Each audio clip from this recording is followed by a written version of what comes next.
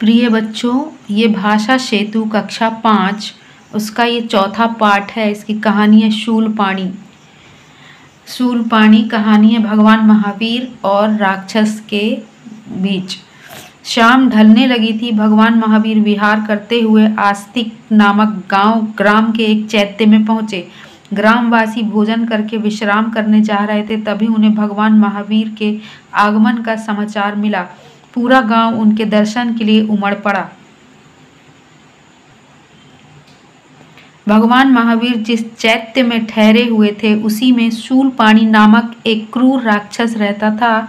वह अपने हाथ में एक शूल जैसा नुकीला हथियार रखता था। इसी कारण उसका नाम शूलपाणी पड़ गया था।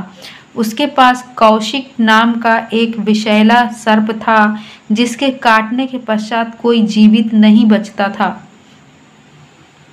चैत्य बहुत पुराना होते हुए भी बहुत सुंदर था। उसके समीप ही गंडक नदी बह रही थी। सामने रमणीक उपवन था, जिसमें हर समय रंग बिरंगे सुंदर फूल खिले रहते थे। उपवन के बीचों बीच पीपल का एक विशाल वृक्ष था। भगवान महावीर इसी पीपल के वृक्ष के नीचे बैठ गए। गांव वाले एक एक करके आते गए और उनके चरणों का स्पर्श करके उनके सामने भूमि पर बैठते गए। थोड़ी ही देर में वहां सारा गांव एकत्रित हो गया। भगवान महावीर ने उन्हें धर्म उपदेश दिया। गांव वालों को उनका उपदेश बहुत अच्छा लगा। धर्म उपदेश अर्थात जीवन में पालन करने वाली अच्छी बातें सिखाई।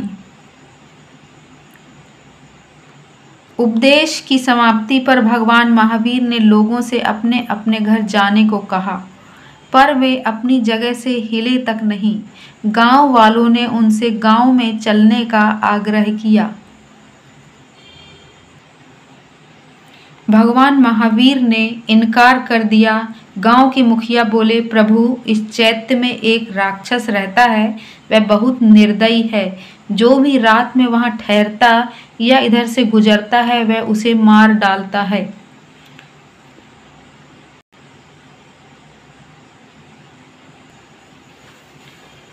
भगवान महावीर उनकी बात सुनकर मुस्कुराए और बोले, तुम मेरी चिंता मत करो, वह मेरा कुछ भी नहीं अहित नहीं कर पाएगा। इतना कहकर वे समाधि लगाकर बैठ गए। गांव वाले दुखी मन से लौट गए। कुछ समय पश्चात अंधेरा हो गया। शूलपाणी बाहर से लौटा। उपवन में एक व्यक्ति को समाधि लगाए बैठे देखकर चौंका। क्रोध से उसकी आंखें लाल हो उठी। वह भगवान महावीर को गालियां देने लगा। उसने उन्हें जान से मारने की धमकी भी दी। भगवान महावीर पर इसका कोई प्रभाव नहीं पड़ा। वे समाधि लगाए बैठे रहे। क्रोधित होकर शूलपाणी ने कौशिक नाग से कहा, तुम इस दुष्ट महात्मा को काट लो। कौशिक फुंफकारता हुआ भगवान महावीर की ओर बढ़ा। तभी भगवान महावीर ने शांत भाव से कहा, कौशिक, जरा सोचो, तुम क्या करने जा रहे हो? ऐसा करने से तुम्हें क्या लाभ होगा? भगवान महावीर की अमृतमय वाणी सुनकर सर्प सम्मोहित हो गया। वह जहां का तहां रुक गया। शूलपाणी और अधिक क्रोधित हो उठा। वह चिल्लाया, कौशिक, तुम इस दुष्ट महात्मा के कहने में क्यों आ रहे हो?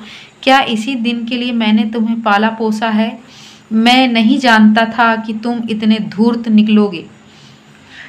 अब मैं स्वयं इसका वध किए देता हूँ। शूलपाणी ने अपना शूल उठाया। जैसे ही उसने भगवान महावीर पर आक्रमण करना चाहा, कौशिक नाग ने उसे ही डस लिया। शूलपाणी धड़ाम से भूमि पर गिर पड़ा और तड़पने लगा। उसे तड़पता देखकर भगवान महावीर को बहुत दुख हुआ। उन्होंने कहा, शूलपाणी, घबराओ मत, मैं अभी जड़ी बूटी लाकर तुम्हारा उपचार करता हूँ। भगवान महावीर जंगल की ओर निकल गए। अंधेरा होने के कारण उन्हें बहुत परेशानी हो रही थी।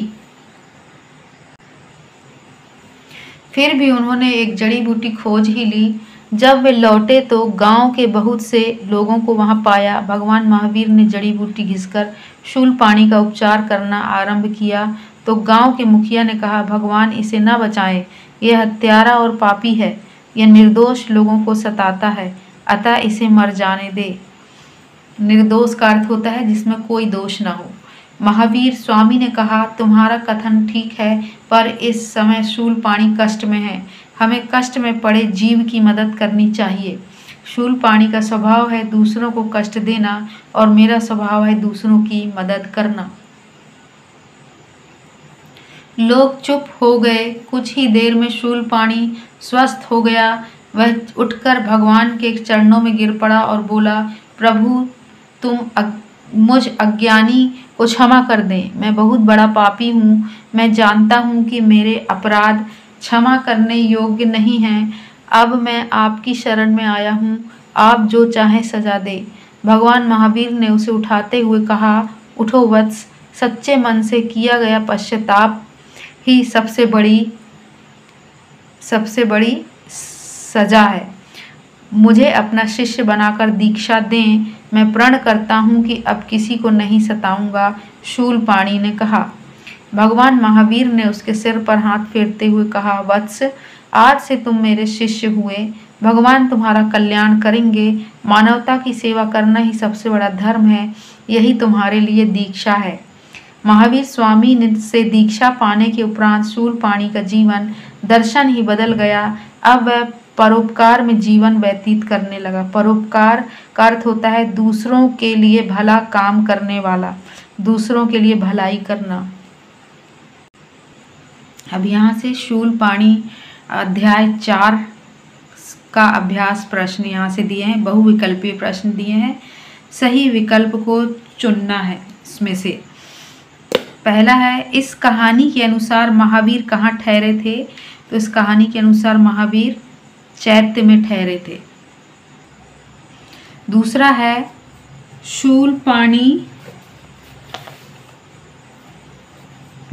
शूलपाणी राक्षस अपने हाथ में कौन सा हथियार रखता था? तो कौन सा हथियार रखता था? शूल जैसे नुकीला हथियार, ये है आंसर इसका, ये रखता था। फिर है, शूलपाणी के सर्प का क्या नाम था? तो शूलपाणी का जो सर्प था उसका नाम था कौशिक। चैत्य के निकट से कौन सी नदी बहती थी? कौन सी नदी बहती थी? तो ये थी, इनमें से उत्तर है गंडक।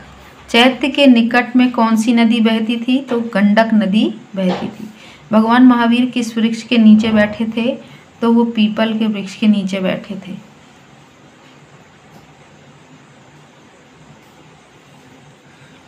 अगला है, महावीर ने सर्प से क्या कहा? सर्प से क्या कहा था? मुझे छोड़ दो, सोचो कि तुम क्या करने जा रहे हो, ये कहा था, सोचो कि तुम क्या करने जा रहे हो। 7वां है, शूलपाणी को तड़पता देखकर गांव के मुखिया ने क्या कहा? यह हत्यारा और पापी है, यह निर्दोष लोगों को मारता है, इसे मर जाने दे। ये सभी बातें कहा था मुखिया ने। 8वां है, महावीर के अनुसार सबसे बड़ी सजा क्या है? उत्तर है, सच्चे मन से किया गया प्रायश्चित, ये है उत्तर। अगला प्रश्न है मौखिक प्रश्न। भगवान महावीर किस धर्म के प्रवर्तक थे? उत्तर है जैन धर्म के। चैत्य में रहने वाले राक्षस का क्या नाम था? शूलपाणी।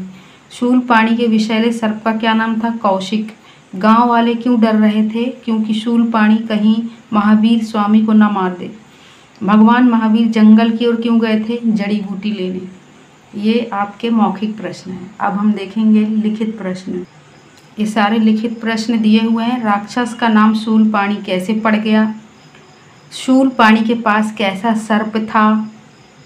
गांव के मुखिया ने भगवान महावीर को क्या बतलाया? शूलपाणी की आंखें क्रोध से लाल क्यों हो गई? शूलपाणी भूमि पर क्यों गिर पड़ा? भगवान महावीर ने उसके साथ कैसा व्यवहार किया?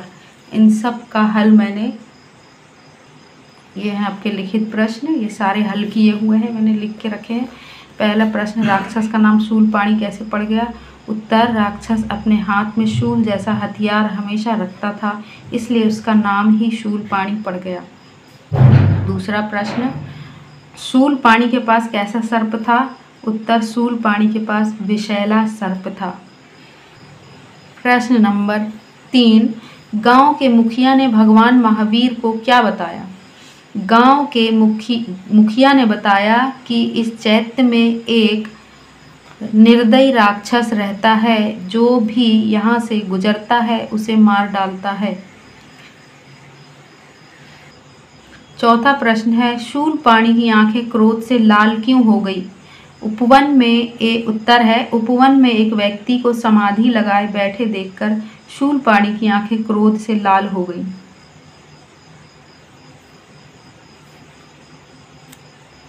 पांचवा देखेंगे। पांचवा, शूलपाणी भूमि पर क्यों गिर पड़ा? शूलपाणी ने भगवान महावीर पर आक्रमण करना चाहा, वैसे ही कौशिक सर्प ने उसे डस लिया और वो जमीन पर गिर पड़ा। ये आपके लिखित प्रश्न उत्तर हो गए।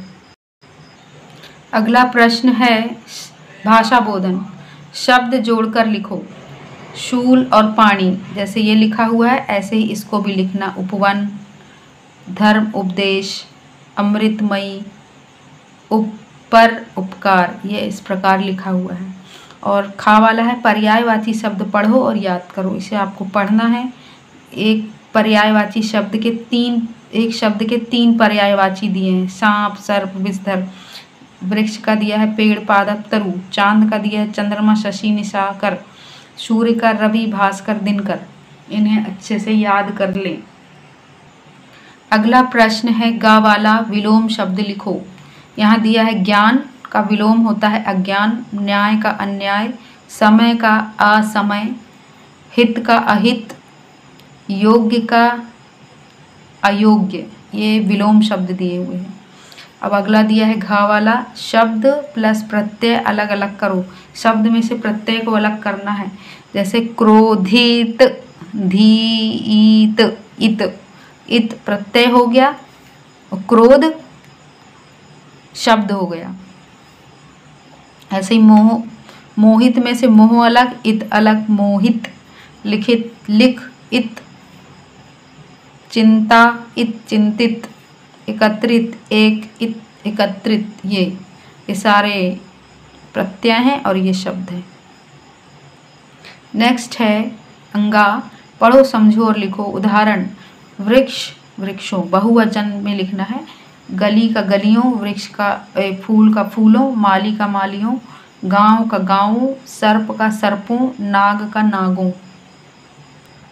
अगला प्रश्न है वाक्य में प्रयोग करो। ये मैंने पहले से वाक्य बना के रखे हुए हैं।